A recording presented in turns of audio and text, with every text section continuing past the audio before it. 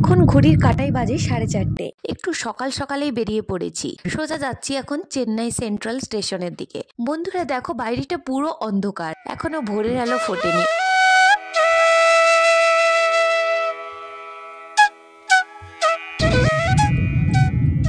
বন্ধুরা দেখো, প্রায় চেন্নাই সেন্ট্রাল স্টেশনে ঢুকে যাচ্ছি, আর কত সুন্দর লাইটিং লাগছে, তো অন্ধকারে একদম আলোর ঝলমল করছে চারিদিকে।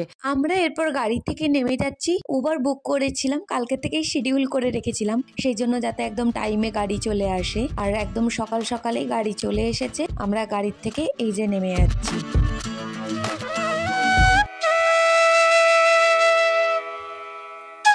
দেখো বন্ধুরা, চেন্নাই সেন্ট্রাল স্টেশনটা ভীষণ সুন্দর। আমরা পৌঁছে গেলাম, প্ল্যাটফর্মে ঢুকছি।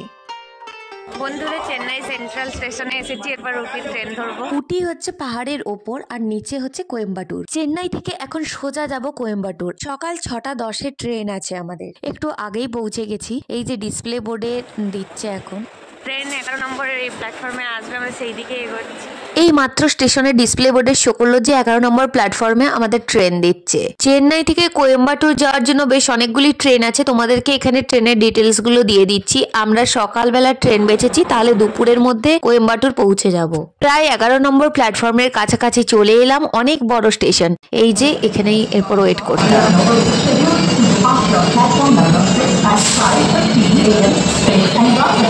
বন্ধুরা এখন বসে আছি চেন্নাই সেন্ট্রালে।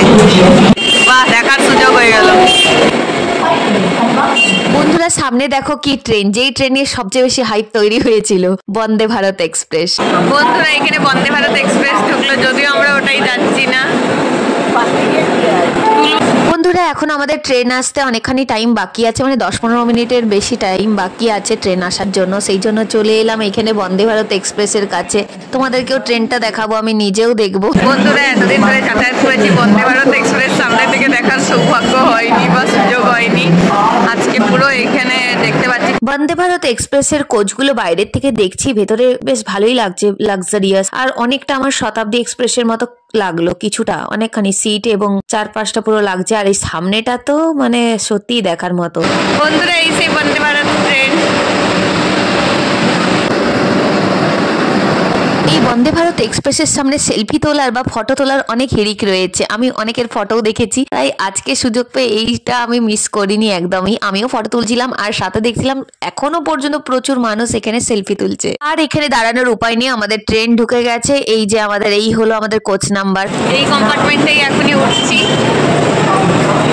আমাদের কোচ নাম্বার পড়েছে C1। আমি তো বাইরে থেকে দেখতেই পাচ্ছিলাম না কোচ নাম্বার, বাবা আবার দেখিয়ে দিল। এই যে আমরা কোচের ভেতরে চলে এসেছি। 3/2 সিট রয়েছে যেমন থাকে, আর এখানে উইন্ডো সিটই পড়েছে আমার। সিট নাম্বার 20 দেখে নিয়ে বসে পড়লাম। বড় উইন্ডো দিয়ে বাইরে ভালো সিনারি দেখতে দেখতে যাওয়া যাবে। বন্ধুরা ট্রেনে বসে গেছি, 20 নাম্বার সিট। উইন্ডো সিট পাওয়ার মজাই আলাদা। আর প্রথমে একটা সিট আমাদের কনফার্ম হয়েছিল না, তারপর চার্ট প্রিপেয়ার হওয়ার পর কনফার্ম সিট পেলাম। বন্ধুরা দেখো, এখানে খুব সুন্দর ফুট রেস্ট দিয়েছে। আর এই যে এটা হচ্ছে পুরো কোচটা। লাগেজ রাখার বেশ স্পেসিয়াস বাঙ্কার রয়েছে, অনেক ব্যাগ রাখা যাবে, আর অনেক বড় বড় জায়গা। এই কোচের মধ্যে ঢুকে শতাব্দী এক্সপ্রেসের কথাই মনে পড়লো, একই রকম সিট গুলো আর কোচটাও একই রকম লাগছে। শতাব্দী এক্সপ্রেসে তো খাবার থাকে সাথে, কিন্তু এখানে কোনো খাবার দিচ্ছে না। ট্রেনের কোচ সব কম বেশি একই রকমই লাগে। বন্ধুরা এখনই ট্রেন ছাড়বে,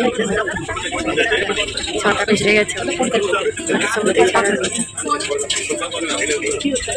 ট্রেন ছেড়ে দিল, বাই বাই করে দিলাম চেন্নাই সেন্ট্রালকে। এই যে ট্রেন ছেড়ে দিচ্ছে, স্টেশন ছেড়ে চলে যাচ্ছি। চেন্নাই সেন্ট্রাল থেকে 6:10 ট্রেন ছাড়ার কথা, পাক্কা 6:10 ট্রেন ছেড়েছে। চেন্নাই থেকে কোয়েম্বাটুর যাওয়ার জন্য রাত্রেবেলাতেও ট্রেন রয়েছে, দুপুরবেলাতেও ট্রেন রয়েছে, কিন্তু আমরা সকালের ট্রেনটা নিয়েছি। সকাল থেকে সারাদিন জার্নি করলে সিনারি দেখতে দেখতেও যাওয়া যাবে। আর এই যে দুপুরের ট্রেন বলে এটা এমনি বসে যাওয়ার, সেকেন্ড সিটার আর এরকম এসি কোচ আছে, এই দুটো কোচই আছে। এই যে এখানে লেখা আছে দেখো, চেন্নাই সেন্ট্রাল MGR। ছেড়ে চলে যাচ্ছি এই স্টেশন।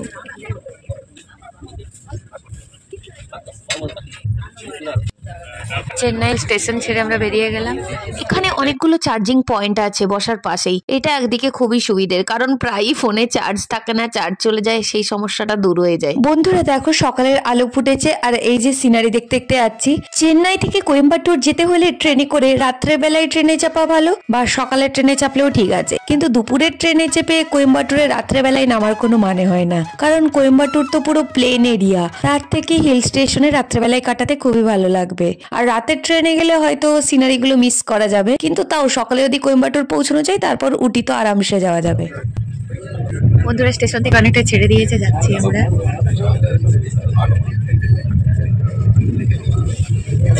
বন্ধুরা আমি একবার করে কথা বলছি আর একবার করে সাইডে তাকিয়ে নিচ্ছি। আমার পাশে যিনি ভদ্রলোক বসে আছেন, বাবা যা সাংঘাতিক, মানে সাংঘাতিক বলাটা ঠিক না কাউকে, কিন্তু বলতে বাধ্য হলাম। আমার ফোনের হঠাৎ করে, আমি ইয়ারফোনটা তখন লাগাইনি, আওয়াজ একটু বেজে উঠেছে, সাথে সাথে বলছে ফোনটাকে সাইলেন্ট করো।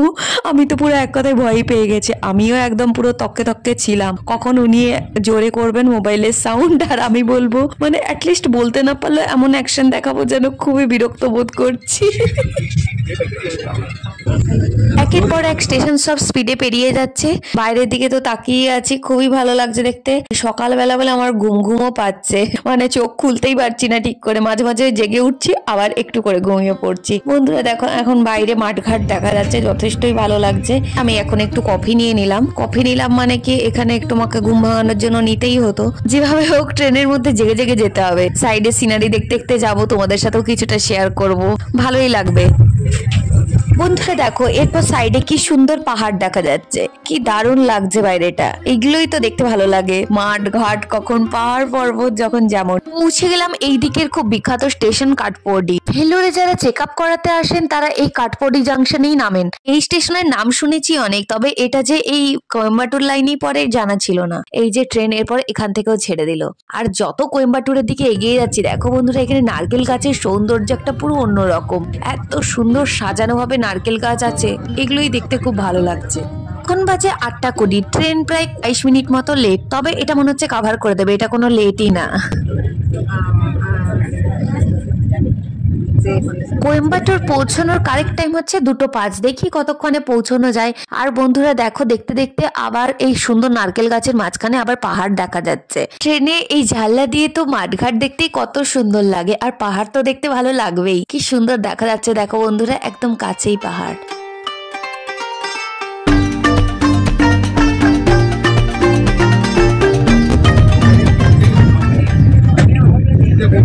এখানকার সিনিক বিউটি সত্যি সুন্দর, কখন পাহাড় কখন জঙ্গল। এখানে দেখো বন্ধুরা ক্যানেলের মতো আছে, এইরকম প্রচুর রাস্তা পেরিয়েছে, মানে খুবই সুন্দর লাগছে বাইরেটা দেখতে। তো রাস্তা যাওয়ার পর আমি তো বলবো এই রাস্তায় দিনের বেলা আসা সত্যিই ভালো, বেশ সুন্দর সিনারি দেখতে দেখতে যাওয়া যাবে। খুব সুন্দর সিনারি আছে, প্রচুর নারকেল গাছও আছে। বন্ধুরা পরপর যে ভিডিওগুলো আসছে তোমাদের কেমন দেখতে লাগছে অবশ্যই অবশ্যই আমাকে লিখে জানাবে, আর ভালো লাগলে এই ভিডিওটা অবশ্যই একটা লাইক করে দিও। যদি কোনো নতুন বন্ধু এই ভিডিওটি দেখছো আর তোমাদের দেখতে ভালো লাগছে তাহলে সাবস্ক্রাইব করে বেল বাটনটি প্রেস করবে, যে নতুন ভিডিওগুলো দেবো বিভিন্ন জায়গার তোমাদের কাছে সবার আগে পৌঁছে যাবে। দেখতে দেখতে কত পাহাড় পেরিয়ে গেলাম, ব্যাপক লাগছে দেখতে জানালা দিয়ে। এরপর এরোড জাংশন আসার সময় হয়ে গেল, দুপুর 12টা 5-10 দিকেই ঢুকে যাবে। বলতে বলতে চলে এলো এরোড জাংশন, এটাও খুব বড় জাংশন এখানকার একটা। এখন বাজে 12টা 10 মতো, অনেকটাই টাইম মেকআপ করেছে ট্রেন। দরজার বাইরে এলাম, মানে কম্পার্টমেন্টের দরজার বাইরে। ট্রেন যে কতটা স্পিডে ছুটছে এখানে এসে বোঝা যাচ্ছে। বাইরেও গরম আছে মোটামুটি, কম্পার্টমেন্টের ভেতরে একটু আরামদায়ক, ভালোই কন্ট্রোল করছে যদিও এসিটা। ভিতরে চলে যাচ্ছি আবার।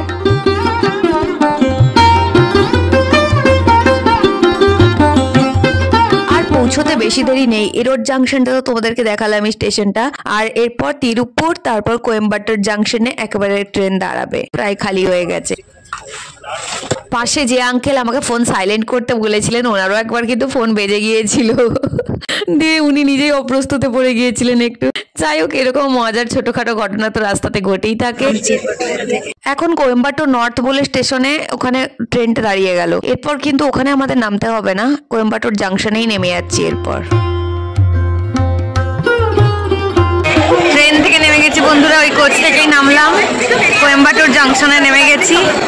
এরপর গাড়ি বাইরে ওয়েট করছে, ওটাই চেপে সোজা উঠে যাবো। আর সাইট সিং কি হয় দেখা যাক। যখন যেটা ঘুরছি তোমাদের সাথে তো শেয়ার করতে থাকছি। কোয়েম্বাটুরে নেমে বেশ গরম লাগছে, আর সাথে এত ব্যাগের বোঝা, সব মিলিয়ে একদম কাহিল হয়ে যাচ্ছি। যাই হোক, এই প্ল্যাটফর্ম থেকে তো বাইরে বেরোতেই হবে। কোয়েম্বাটুরে এই রেলওয়ে স্টেশন অনেকটাই বড়, অনেকগুলো প্ল্যাটফর্মও আছে। এই যে আমরা বাইকটাই বেরিয়ে চলে এলাম, এটাই হচ্ছে সাইন। এই যে একটা রেল ইঞ্জিন আছে, এইখানে আমরা দাঁড়িয়ে আছি। গাড়ি বলছে একদম সামনেই ফাঁসে পড়ে গেছে, মানে ট্রাফিক জ্যামে পড়ে গেছে। পুরো বিধ্বস্ত হয়ে পড়েছি। বেশ রোদ আছে আর ধুলো গরম সবকিছুই আছে। বন্ধুরা, রাস্তায় জ্যামটা একবার দেখো, গাড়ির লোকেরও কি দোষ। এই যে আমরা গাড়িতে চেপে গেলাম, ভাগ্য ভালো এসি গাড়ি, এখানে সব গাড়িতেই এসি থাকে, শুধু কোয়েম্বাটুরটার জন্য। উটিতে তো এসি লাগবে না। এরপর বন্ধুরা একটা ব্যাপার রয়েছে, আমরা এখন ভাবলাম লাঞ্চ করে সোজা যাব উটি, কিন্তু প্ল্যান করতে পারছিলাম না আদিযোগীটা কবে যাব। আজকে যাওয়ার সময় যাব নাকি ফেরার দিনে যাব। ফেরার দিনে ভাবলাম ট্রেন ধরার ব্যাপার আছে, তো তাহলে আজকেই চলে যাওয়া ভালো। যেমনি হবা তেমনি কাজ। আমরা গাড়ির ড্রাইভার দাদাকে বললাম যে সোজা চলো আদিযোগী। খুবই এক্সাইটেড, সোশ্যাল মিডিয়ায় প্রচুর আদিযোগীর ফটো দেখেছি। আজকে জায়গাটায় পৌঁছতে পেরে খুবই ভালো লাগবে। আর শুধু তো আমি একা দেখবো না, তোমাদের সাথেও শেয়ার করতে থাকছি।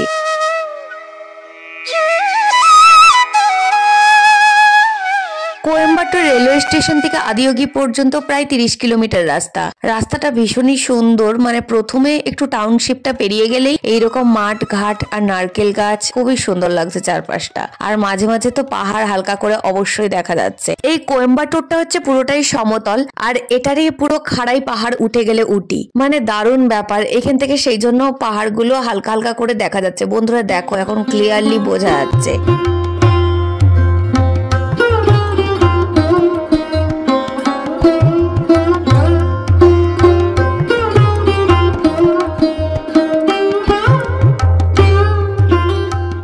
আদিযোগীর রাস্তার দিকে এগোচ্ছি, আর কি সুন্দর বন্ধুরা এই জায়গাটা জাস্ট দেখো, পাহাড় আর সামনে পুরো নারকেল গাছ। কি সুন্দর, মনে হচ্ছে না কেউ এসে সাজিয়ে দিয়ে গেছে। খুবই সুন্দর একদম রাস্তাটা। বন্ধুরা দেখো, আমরা আদিযোগীর জায়গার মধ্যে চলে এলাম। এই জায়গাটা জাস্ট দেখো, কি অপূর্ব গোছানো, আর পেছনেই পাহাড় দেখা যাচ্ছে। পুরো বলতে গেলে পাহাড়ের কোলে এই জায়গাটা।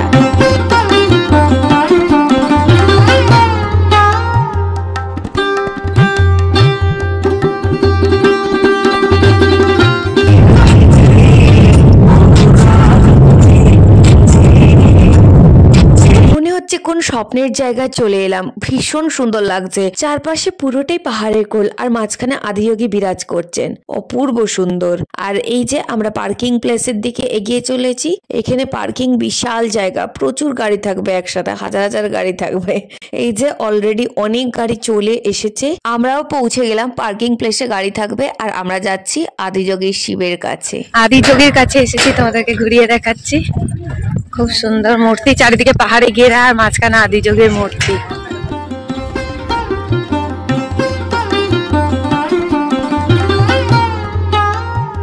এই জায়গায় এলে এমনিই মন ভালো হয়ে যাবে। সত্যি জায়গাটা এত সুন্দর জানা ছিল না। পুরো চারিদিকে পাহাড়, আর তার মাঝেই আদিযোগী শিব বিরাজ করছেন, অপূর্ব সুন্দর। পার্কিং চার্জ 30 টাকা। আমাদের ওভাবেই বলা হয়েছে, যেভাবে প্যাকেজটা করা হয়েছে, যে আমরাই পার্কিং ফিটা দেব সব জায়গাতে, ইভেন উঠিতেও আমরা তাই দেব। এই যে দেখো বন্ধুরা, জায়গাটা আরো ভালো করে, অনেক ভালো করে তোমাদেরকে ক্লিয়ারলি ঘুরিয়ে দেখাচ্ছি। সুন্দর এখানে ড্রিঙ্কিং ওয়াটারের ব্যবস্থা আছে, যদিও জল খাইনি বা চেষ্টাও করিনি কি জল বেরোচ্ছে দেখার জন্য, কিন্তু খুব ভালো সিস্টেম রয়েছে।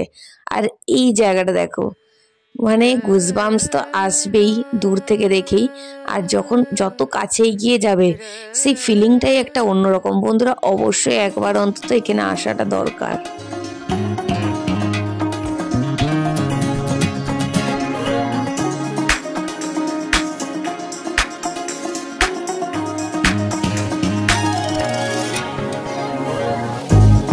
বন্ধুরা দেখো, চারপাশে পাহাড় আর মাঝখানে আদিযোগীর মূর্তি, কি অপূর্ব লাগছে।